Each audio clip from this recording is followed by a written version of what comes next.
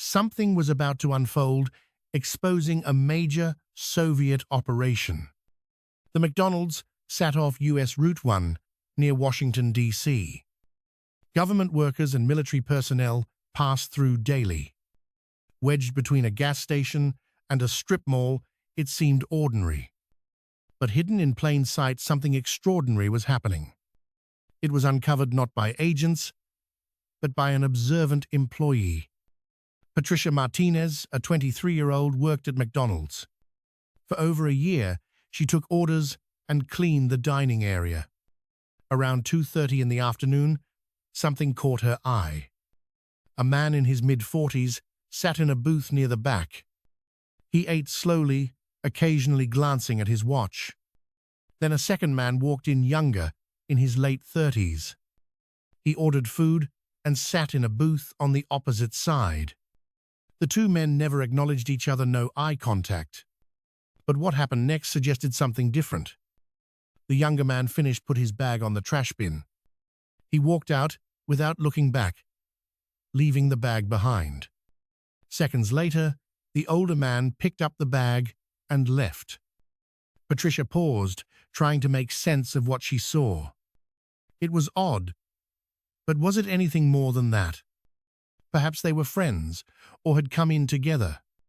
She resumed her work, but the image stayed with her. The mystery of the bag lingered in her mind.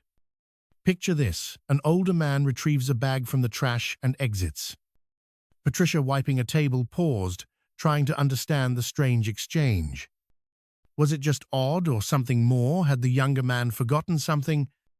Perhaps they came together. The incident faded as her shift ended. 3 weeks later, on October 5, 1978, it happened again. The same two men appeared, the sequence unfolding exactly as before. The older man arrived around 2 in the afternoon, taking a booth. 20 minutes later, the younger man ordered 8 and left his bag. Seconds later, the older man retrieved the bag and walked out again. This time, Patricia knew it wasn't coincidence. The timing was too precise. They were executing a routine, avoiding being seen together at all costs. She told her brother Michael, a security guard, but he was dismissive. He joked about spies operating out of McDonald's, absurd and unresolved. Patricia couldn't shake the feeling it was intentional beyond explanation. She decided to watch more closely if it happened again and figure out what to do. Taking it seriously would unravel an intelligence operation, running in Northern Virginia since at least the spring of 1976. On October 26, the opportunity to observe more carefully arose. The older man arrived as before, settling into a booth near the back. Patricia enlisted the help of Lisa, a co-worker she trusted. Lisa had been working at McDonald's for about 6 months. Patricia trusted Lisa enough to bring her into the situation. It still seemed like it might turn out to be nothing at all. The two women positioned themselves to watch the older man and the entrance. The meetings had been ongoing since at least the spring of 1976. On October 26, the chance to watch more closely came about. Patricia had a co-worker, Lisa Harmon, who she trusted. They watched the older man and the entrance, waiting patiently. 20 minutes later, the younger man walked in and ordered food. He took his food to a booth and began eating on the opposite side. Patricia and Lisa watched without being obvious about it. The younger man finished, wiped his hands, and gathered his trash. He pulled something small from his jacket and put it in the bag. He put the bag on the trash bin and left the restaurant quickly. The older man picked up the bag and walked out soon after. Patricia and Lisa wondered what was in that paper bag. The small item made the situation genuinely suspicious. They discussed what they had seen and developed a plan. Patricia would grab the bag before the older man could get it. They would open the bag in the back, away from witnesses. It was risky, and the older man might cause a scene. Patricia would play dumb, saying it was just her job. On November 9, 1978, the plan was set. The older man arrived and took his seat by the window. 20 minutes later, the younger man walked in again. Patricia positioned herself near the trash bin. She pretended to clean and restock the napkin dispensers. Imagine a waitress simply doing her job, unaware of the intrigue unfolding. She thought it was just trash, carelessly left behind by a customer. Picture this: November 9th, 1978. The plan in motion. An older man, always punctual, sat near the window, observing. 20 minutes later, a younger man arrived at the English diner. Patricia, alert, positioned herself near the trash cleaning. She wiped and straightened, making her actions appear natural. The younger man finished, placed the bag, and walked out. 3 seconds. Patricia grabbed the bag, shoved it in the trash. She tied the garbage bag and headed to the back of the diner. A calm voice stopped her. The older man stood there watching. He claimed she threw away his food left on the trash bin. Patricia apologized, unaware it belonged to anyone. She offered a refund or reorder, explaining it was now trash. He asked to check the bag. Patricia refused, citing health codes. She repeated her offer of a refund or replacement meal. He paused, weighing his options, then shook his head. He said it wasn't necessary, turned, and quickly left. Patricia watched him leave, then continued to the back. In the storage area, they locked the door and opened the bag. Napkins, cups, wrappers, then the brown bag appeared. Patricia carefully opened it, her hands slightly shaking. Inside were 2 small photographs printed on photo paper. Images of typed documents, data diagrams, official markings. Picture this: a McDonald's storage area far from prying eyes. Inside, they opened a garbage bag, revealing its contents. Finally, they found it a brown bag hidden within the trash. Hands trembling, she carefully opened the mysterious package. Inside were 2 small photographs, no larger than a few inches. They were printed on standard photo paper, unremarkable at first glance. But the images revealed pages of typed documents and data. Technical diagrams and official markings hinted at something more. The format was unmistakable government or military paperwork. These were not personal photos, but images of classified materials. Information that should never leave a secure facility. How could it end up in a fast food bag passed between strangers? The decision was immediate. This had to be reported to the FBI. The photos were resealed to preserve any possible evidence. Later that afternoon, a call was made to the FBI field office. The agent was skeptical, but Patricia's description changed everything. An appointment was set for the next morning. They were told to keep their discovery a secret. On November 10th, they arrived at the FBI field office. Agents took their statements, examined the photographs closely. The evidence was logged and sent to specialists in Washington. The next week brought confirmation the documents were genuine. They originated from the Department of Defense Satellite Reconnaissance. This wasn't petty theft. It was active espionage. By November 15th, a task force assembled to handle the case. It was a classic dead drop, a method of transferring information. Picture this: November 15th, 1978. A task force assembles. Special Agent Kellerman, a seasoned veteran, leads the charge. Kellerman, with 15 years of experience, knew the signs. Dead drops, brush passes, signal sites. He'd seen it all. The McDonald's incident screamed, classic dead drop. A simpler, deniable method for transferring information. No traceable connection, vanish without a trace. But this dead drop was compromised, the bag intercepted. An opportunity to dismantle the operation arose. The planned surveillance at the McDonald's. Thursday afternoons between 2 and 3 o'clock. Another meeting expected in 2 to 3 weeks. FBI agents posed as customers inside the restaurant. Mobile surveillance units waited outside. Observe, follow, gather evidence for arrests. The surveillance began on November 16, 1978. Agents rotated shifts to avoid suspicion. The first week passed without incident. Commuters, families, teenagers, business as usual. Neither of the two men appeared. The second week mirrored the first, uneventful. Frustration grew within the task force. Some believed the operation had been compromised. Kellerman, however, held on to hope. On December 7, 1978, something happened. The younger man entered the McDonald's. Imagine the operation compromised. The older man's actions raised suspicion. Kellerman believed contact would be re-established. One loss wasn't enough. December 7, 1978. Kellerman's instinct proved right. A younger man entered McDonald's just after 1 in the afternoon. The moment was communicated to the FBI surveillance team. Something was different. The younger man looked nervous. He scanned the booths, searching for someone who wasn't there. He ordered his voice audible to the undercover agent. He sat in a booth, his attention divided. His gaze returned to the entrance, watching each person. The older man never arrived.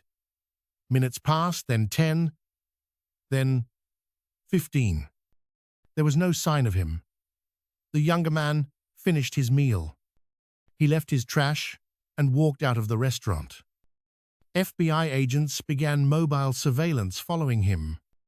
He walked to a parking lot 3 blocks away. He got into a late-model sedan and drove toward Alexandria. The tale continued for another 20 minutes. He pulled into an apartment complex off Seminary Road. Agents noted the address, license plate, and apartment number. They broke off surveillance, unwilling to risk exposure.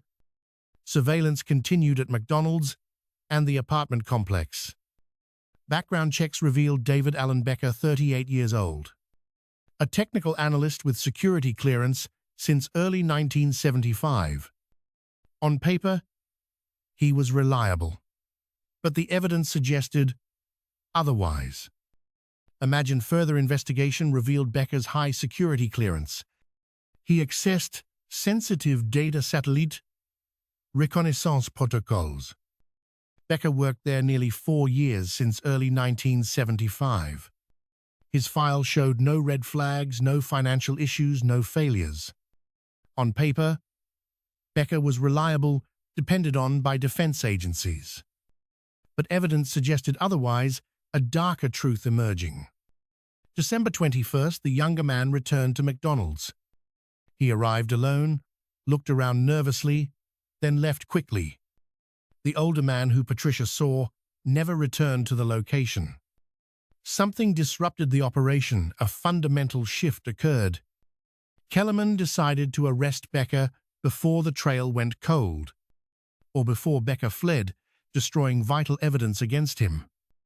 December 23, 1978, dawn raid on Becker's. Becker was arrested as he left for work, caught off guard. Agents searched his apartment, finding incriminating evidence. A 35mm camera and undeveloped film were hidden. Handwritten notes with technical specifications were discovered. Nearly $8,000 in cash was taped in the kitchen. Becker was taken to the FBI field office in Alexandria. For 3 hours, he said nothing, invoking his right to silence.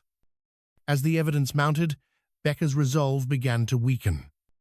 He consulted a public defender facing espionage charges.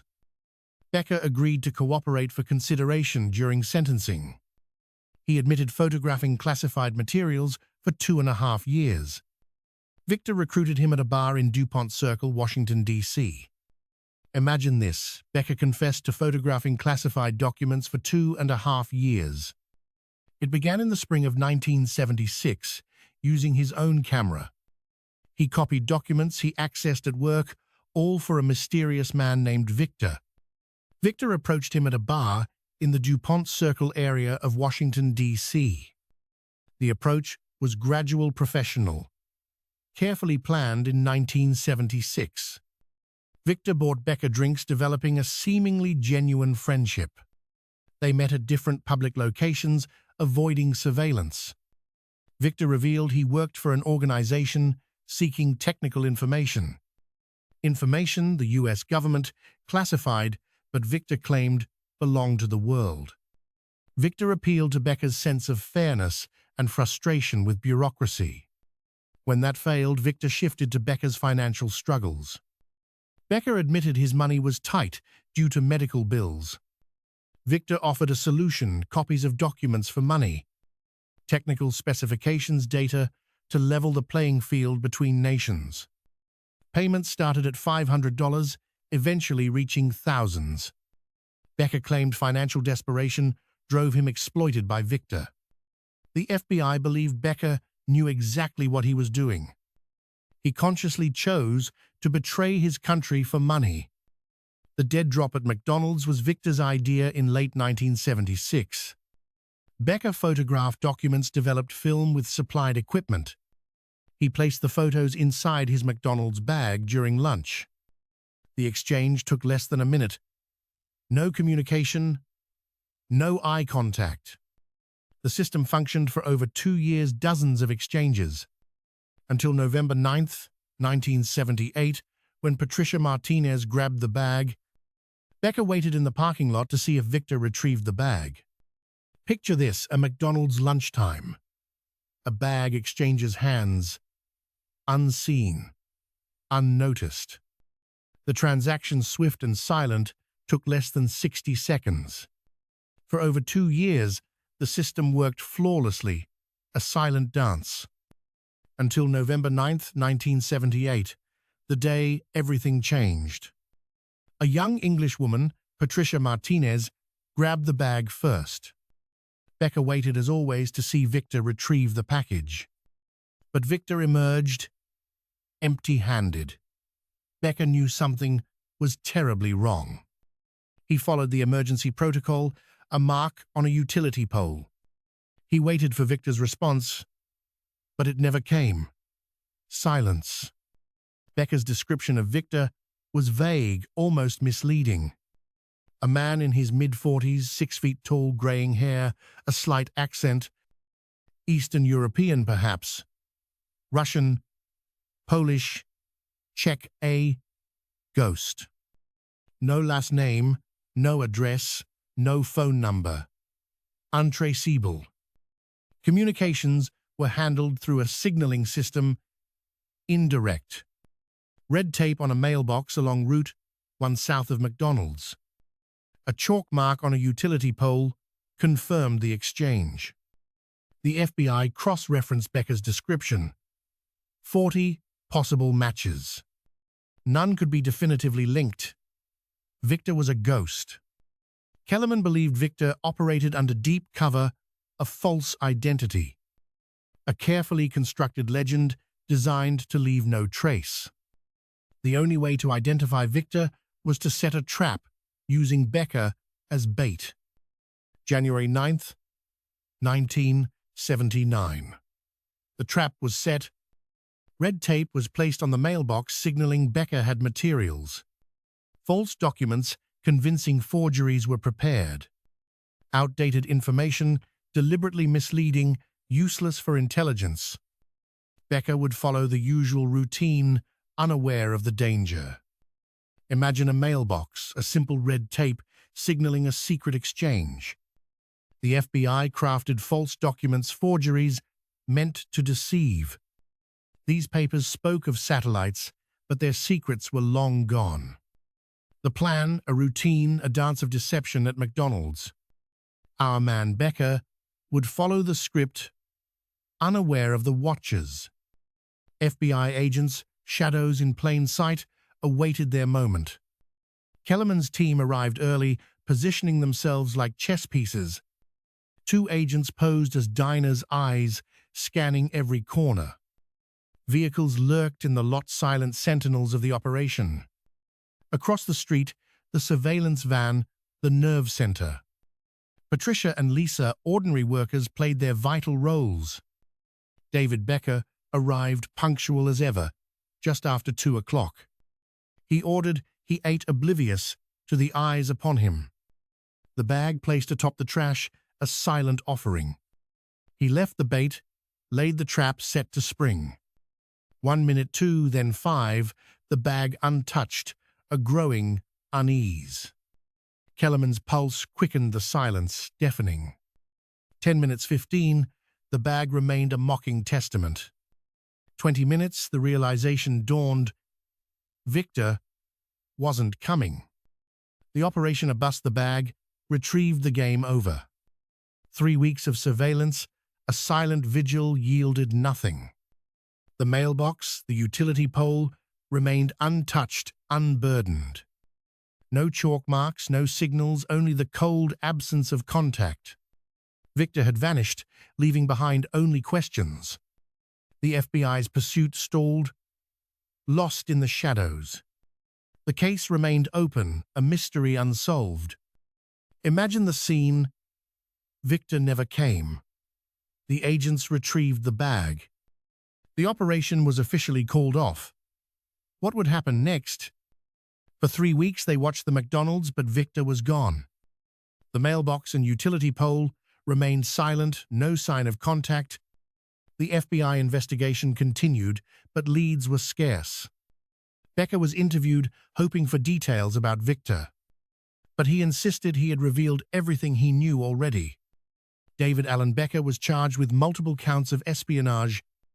In March of 1979, he pleaded guilty. On April 12, 1979, Becker faced sentencing. His attorney argued for leniency, citing manipulation. Prosecutors argued greed motivated Becker to betray his country. The judge sentenced Becker to 18 years in federal prison. He served 11.5 years, released on parole in 1990.